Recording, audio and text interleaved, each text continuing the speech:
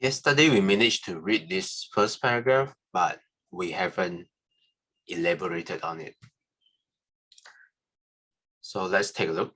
The Buddha's position of mindfulness of breathing involves 4 basic steps. The first 2, which are not necessarily sequential, require that a long inhalation or exhalation be noted as it occurs, and that short inhalation or exhalation be noted as it occurs. Okay, what does this mean? Let's say we have a short inhalation when we meditate, something like this. Yeah, so it's kind of short, and sometimes we have long inhalation like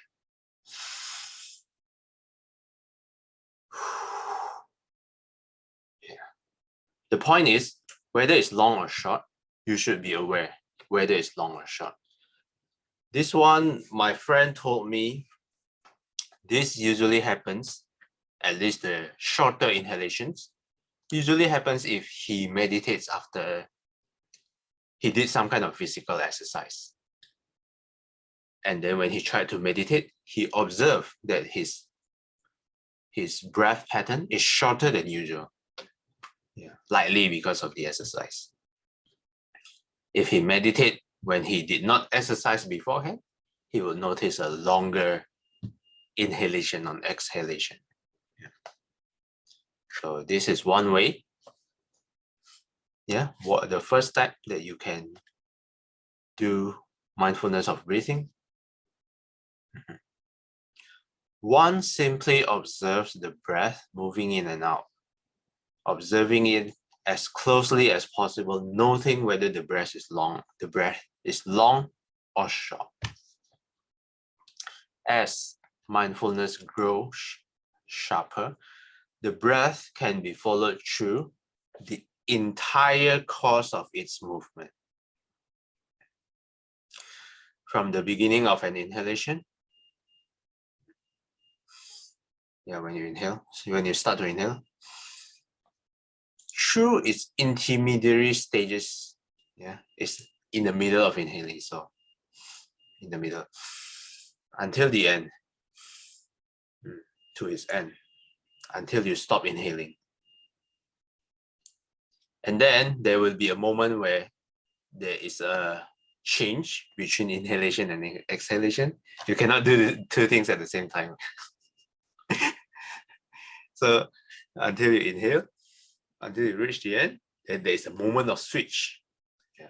Then the beginning of an exhalation through its intermediary stage until you finish exhaling to the end.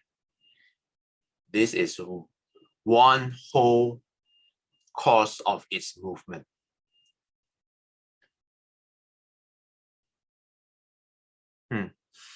This is the third.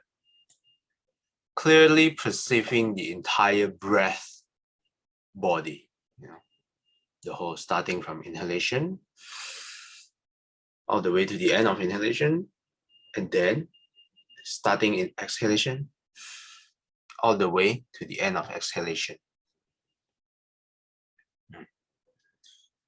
The fourth one, calming the bodily function, involves a progressive quieting down of the breath and its associated bodily functions until they become extremely fine and subtle. Beyond these 4 basic steps lie more advanced practices which direct mindfulness of breathing towards deep concentration and insight. This 4 steps, it sounds advanced. Any of you have any experience of this?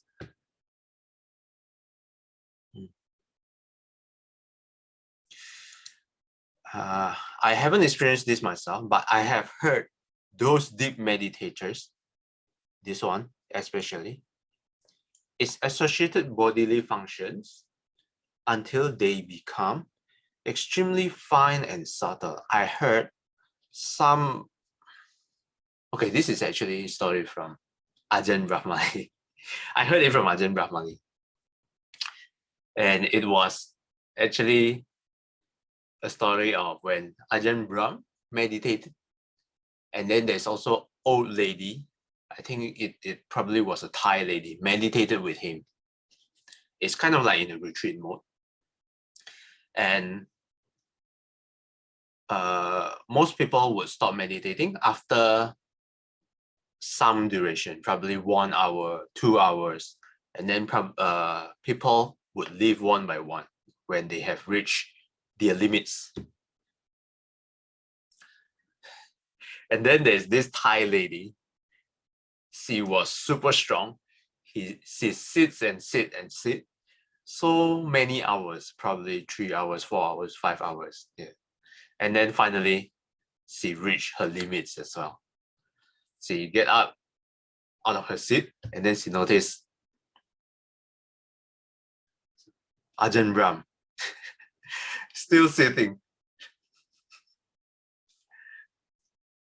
And then the lady went out to find the organizer, told the organizer, brother, there is a dead monk inside the hall. Because Ajahn Brahm was sitting so still, almost like a rock. And then the Thai lady thought that he was dead.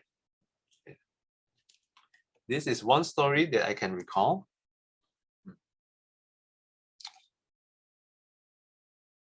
Another one in the sutta, I should find the reference maybe tomorrow, but there is an occurrence of a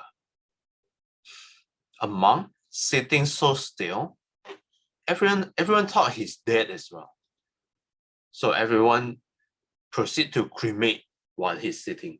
Cremate this monk, burning him up while he's sitting.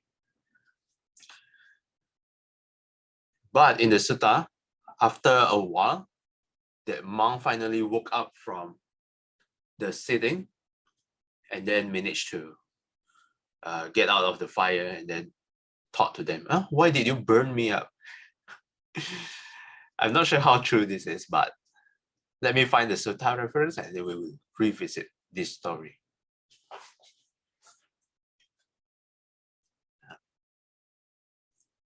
To recap this paragraph, the first 2 steps are note the long inhalation, the first step, long inhalation or exhalation.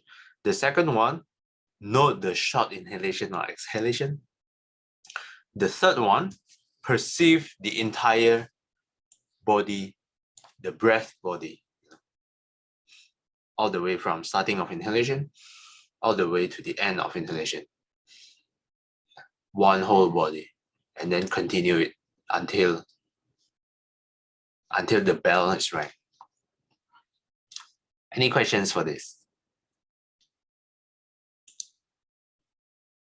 When you sit, did you do it this way?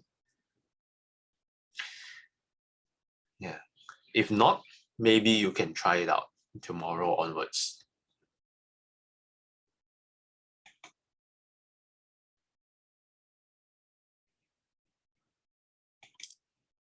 Okay, if no comments to add on, let's continue reading. Sister Esther, would you like to read? Thanks, Marcel. Another practice in the contemplation of the body, which extends meditation outwards from the confines of a single fixed position, is mindfulness of the postures. The body can assume 4 basic postures: walking, standing, sitting, and lying down, and a variety of other positions marking the change from one posture to another. Mindfulness of the postures focuses full attention on the body in whatever position it assumes. When walking, one is aware of walking. When standing, one is aware of standing. When sitting, one is aware of sitting. And when lying down, one is aware of lying down. When changing postures, one is aware of changing postures. The contemplation of the postures illuminates the impersonal nature of the body. It reveals that body is not a self or the belonging of a self, but merely a configuration of living matter subject to the directing influence of volition. Thanks, Esther. Mindfulness of the postures. What are these postures? 4 basic postures: walking, standing, sitting, and lying down. These are the most common posture that you can think of. Are there any other postures? Yes, of course there is, like all those yoga posture where you do some, bodily shape. Yeah, but this is the 4 common ones that most of the time in daily life we all do.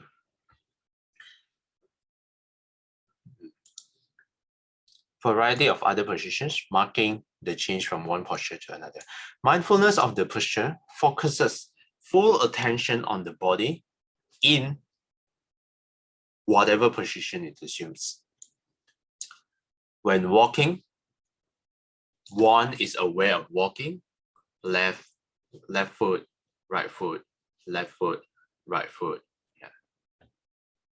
When standing, one is aware of standing. I'm standing.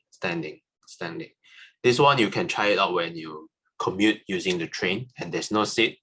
Yeah, you can just note standing, and then you can notice how whether it's wobbly, whether whatever you hold is cold or hard or tough. Yeah. Just be aware of all this. When sitting, one is aware of sitting, like what we are currently right now. We are all, I think all of us are in a sitting position, right? Yeah. Not the meditation sitting, but any sitting position. Be aware of a posture. Are you sitting properly, and or are you putting your legs, one leg up? I cannot see from here because I can only see your upper body, but only you will know. Even if you put one leg up, be aware that you put your one leg up. Just be aware of your posture in general. When lying down, one is aware of lying down. There are multiple ways of lying down as well. You can lie down very serenely, like just a very straight, or sometimes when I really want to indulge in my bed, I just jump into my bed and just hug my bolster, indulging in the bed. So at that moment, of course, I'm not aware I'm lying down. Yeah, just to show you the contrast, how you can be aware of your posture of lying down, and the other contrast, like me, just jump into the bed and starts to hug everything. I do have occasions where I'm mindful as well of my posture when I try to sleep. And sometimes I tell myself, okay, I will not move my posture until I fall asleep. If there's an itch at anywhere in my body, I will not scratch it. And I find myself falls asleep faster. So you can try it out if you will. When changing postures, one is aware of changing postures. This contemplation of the posture, okay, let me elaborate this first. What does this mean? Changing posture, for example, if you put your leg up when you're sitting, and then you put your leg down, you are aware that you put your leg down. When you assume a sitting position and you start to stand up, you should aware that you are changing your posture from sitting to standing up. Likewise, when you're walking, you should aware that it's left foot, right foot, left foot, right foot. And then at some point, maybe when you reach the train station, you would probably stop and stand to wait for the train. That is when you change your posture as well, from walking just to mere standing still. So I think this is what is meant by this line. The contemplation of the posture illuminates the impersonal nature of the body. It reveals that the body is not a self or the belonging of a self, but merely a configuration of living matter subject to the directing influence of volition. What is volition? Volition is the willpower. Let's define it here. The faculty of power of using one's will.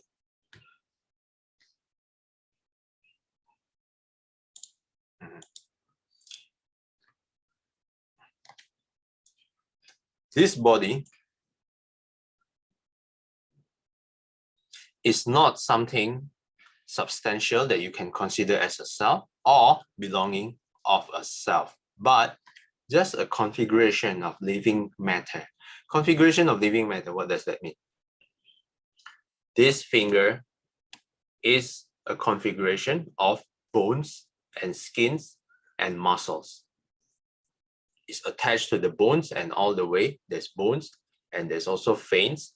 These are all living matter, configuration of living matter.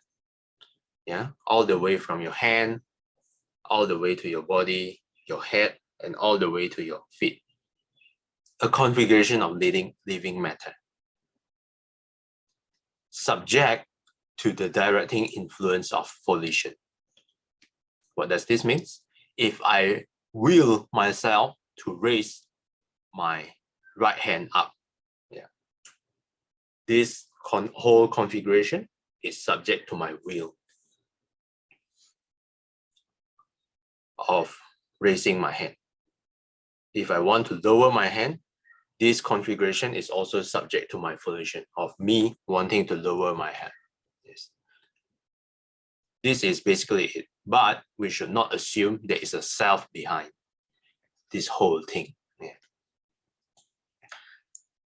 It's probably not so easy to understand right now, but this is the best explanation that I can give right now. But how would you, any questions or comments? How would you understand this?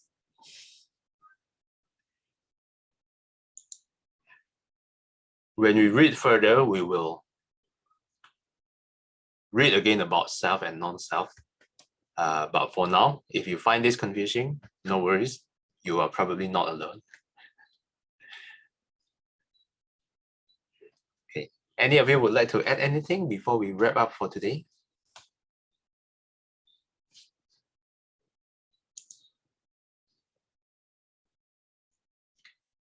If not, I think this is a good time to stop. Let's do a dedication. 愿消三障诸烦恼，愿得智慧真明了，普愿罪障悉消除，实是常行菩萨道。阿弥陀佛。Till we meet again, may we be guided by the Buddha, Dhamma, and the Sangha. Sadhu, sadhu, sadhu. Have a good postures day ahead. Thanks everyone for participating. Good to see everyone. I'll see you guys again next time. Bye bye. Thank you, everybody. Thank you. Bye.